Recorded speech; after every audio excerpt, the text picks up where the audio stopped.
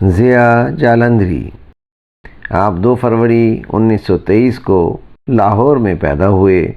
آپ کی وفات 13 مارچ 2012 کو ہوئی۔ آپ نے اردو پنجابی دونوں زبانوں میں شاعری کی۔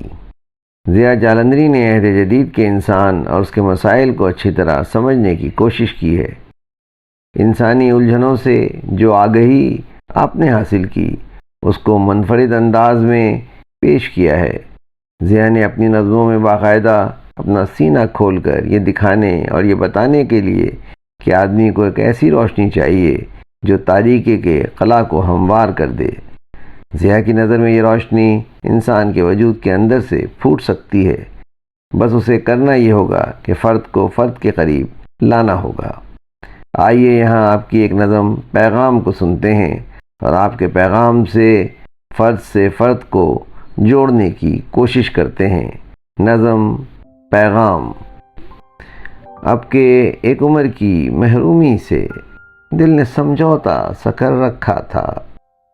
اب کے اس رت میں کسی پیڑ پہ پتا تھا نہ پھول۔ اب کے ہر طرح کے دکھ کے لیے تیار تھا دل۔ کس لیے سوکھی ہوئی شاخ پہ یہ شعلہ سی کوپل پھوٹی؟ کس لیے تیرا یہ پیغام آیا؟ کس لیے تیرا یہ پیغام آیا؟ شاعر ضیاء جالندھری، آواز و پیشکش سراج الدین۔